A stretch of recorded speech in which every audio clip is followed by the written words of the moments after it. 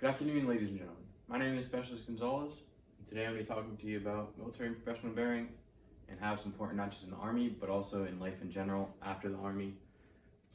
All this information is unclassified. How today is going to look: first, I'll define what military bearing is if you don't already know, and then I'll go into the three subcategories of military bearing, which to me are customs and courtesy, there's pride, and fitness. And I'll explain to you how all of these three can benefit, how doing all these three well can benefit not just your time in the Army, but also your future. And please hold all questions till the end. All right, military bearing defined. Military bearing can be defined as conducting oneself professionally in order to always bring credit to oneself and the Army. Now, why is that important? It's important because having good military bearing, to me, it shows that you have a lot of discipline. You know what to do and when to do it, and you do it. And discipline is a good attribute to have in the Army, especially because to be a soldier, you have to be disciplined. Discipline is the number one trait you have to have. And also, after the Army, being disciplined in life in general, trying to get a job, trying to be successful in your job, is going to benefit you greatly. So military bearing is, I feel like, the building block to good discipline, and that's why they harp on it so much in basic training. All right. So the first subcategory of military bearing is your customs and courtesies. Now these are tradition. They've been around for many years, since basically the Army was created. And there's the main parts that I'm gonna go over today are basically just the respect part, respect to the flag and respect to others. Now, respect to the flag is, you salute the flag when you're in uniform, during reveille or retreat. You salute the flag when you're in uniform. If not, you just go to detention. Those are important because it's also a discipline thing, because you just hear it or you see it and you know exactly what to do, and you do it, and it's ingrained in your fact, like, oh, I gotta be disciplined here. Like, I don't know who's watching. Like, I'm gonna do this because I don't know who's watching, and you're just disciplined to do the right thing, and you know what the right thing is.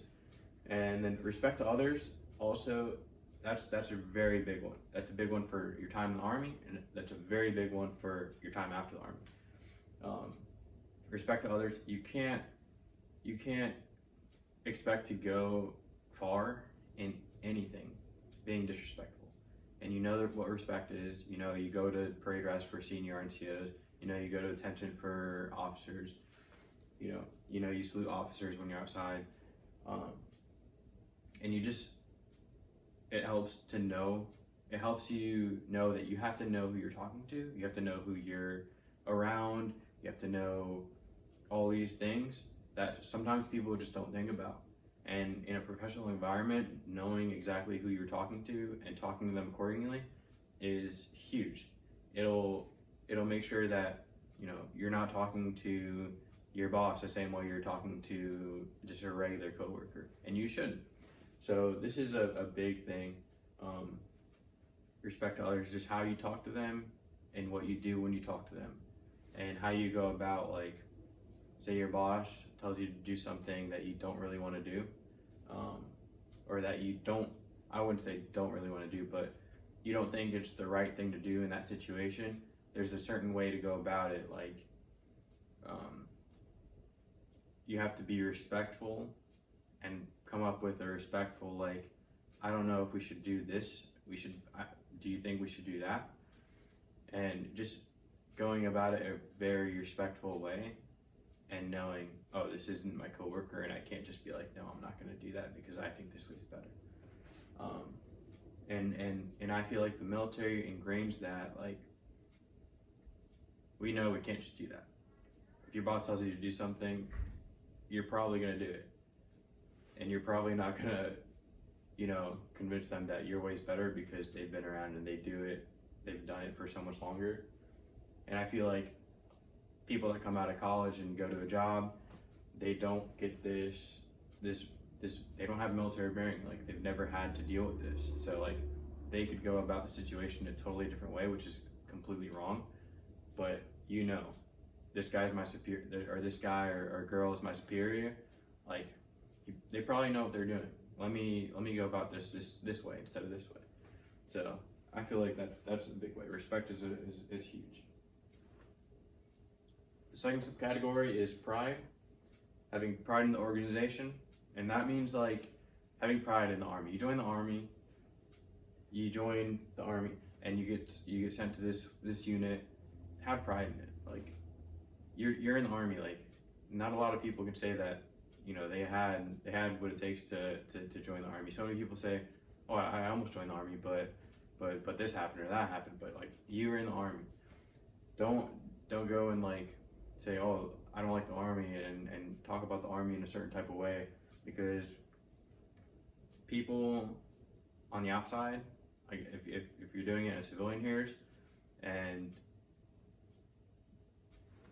they hear you talking negatively about the Army or your unit or something, even if it's a short little one-word sentence about how something negative, they're gonna have this negative connotation in their head about the Army or the organization, and that could stick with them.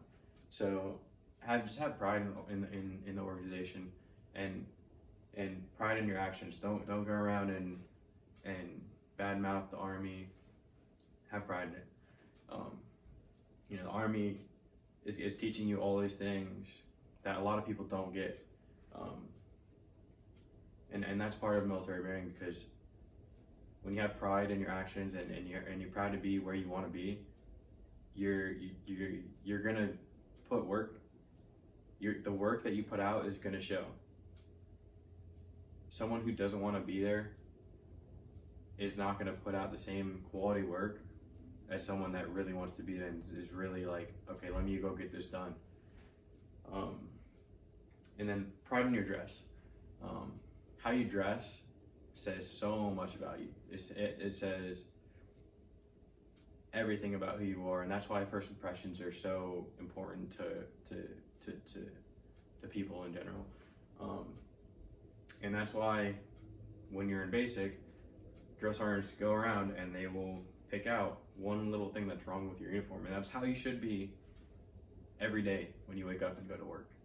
You should know, I'm in the field today, I can wear this dirty uniform, or this uniform that's my field uniform and it's made for this, and my boots that are dirty because they've been in mud every day in the field.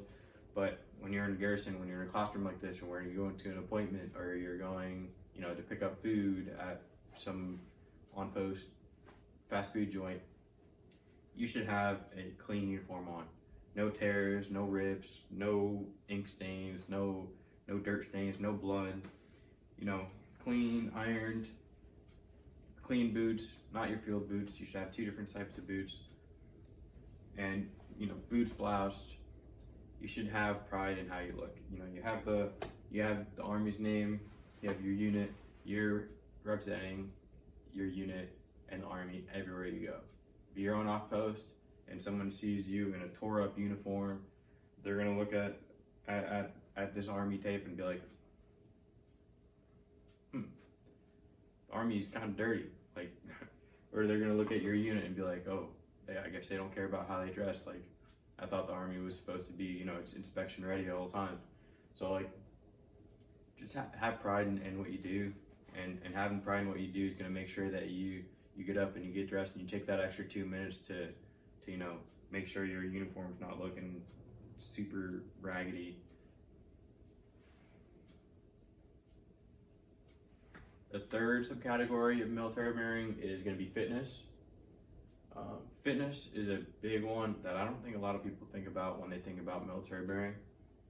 It's a big one because in order to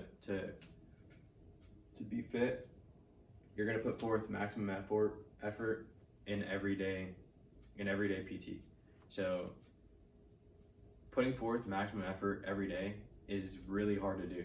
A lot of people will get up, go to PT, and be like, I really don't want to do PT today. Like, I'm just gonna put forth like 50%, 75%, but putting forth maximum effort is the standard. And when you do the standard every day, that's where you get your discipline, and that's military bearing. Knowing I'm doing PT, I'm gonna try to get as good as I can every day, and why not? You're there. It helps maintain discipline because PT is hard a lot of days, and when things are hard and you still do the right thing and put forth maximum effort, like that's where military bearing is. You know the right answer is to put forth maximum effort. No one expects a 300 PT score from every single soldier. You know that's not possible, but what is expected is putting forth maximum effort every single day. And when you do that, your discipline is just a lot better than a lot of other soldiers, because it's really hard to do. It's really hard to get up and put forth 100% effort every day in PT. But when you're able to do that, it just makes you ready. It makes you ready for whatever life throws at you. And you also want to look your best. It's the same as your uniform.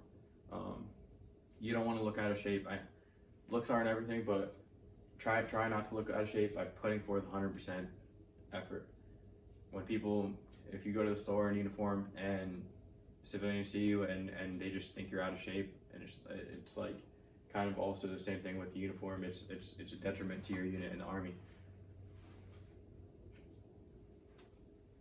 So for your future, and this is after the time in the Army, military bearing is key.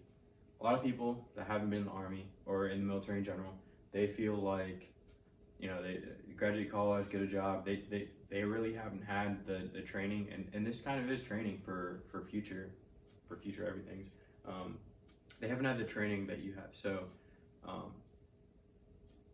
having military bearing kind of ingrains like the fact that you have to know who you're talking to, you have to respect everyone, you have to have pride in your appearance every single day, because the one time someone sees you when you're just like, oh, I don't care about how I look today, like that could be what they think about you forever. So military bearing is key because it kind of ingrains the fact that I have to look good today, or I have to watch how I'm talking to him because I don't really know who he is. So I have to be respectful. So it's kind of good that you have this, while a lot of other people don't, because they'll just be like, oh, I don't really feel good today. I'm gonna go to work in this clothes that I don't care about, or oh, like they're having a bad day and they just snap at someone when like you're having a bad day. You can't really snap at your superiors because you have to be respectful. And then first impressions are key. First impressions, like the first impression people get from you is how you're dressed. That's the first thing they see. So always maintaining a good dress, a good clean clothes, clean shaven, or kept beard, and a good hairstyle, and just good posture always is very important, especially when you're having that first interview when you're out of the Army, or trying to get a job, or even after you've already gotten the job and you still have to keep up with your grooming standards. And then for maintaining health, becoming disciplined and always doing PT and putting forth maximum effort, it will help you in the future, because after you get out of the Army, you don't want to just stop working out, but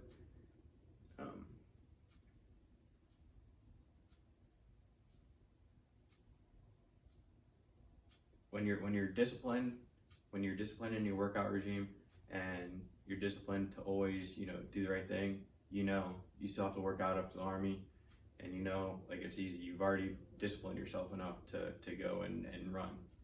So you're gonna do that. You're gonna maintain your health, and you're gonna make sure that you're healthy for years to come after the Army. All right. Any questions? Nope. All right. That concludes the brief. Thank you for your time.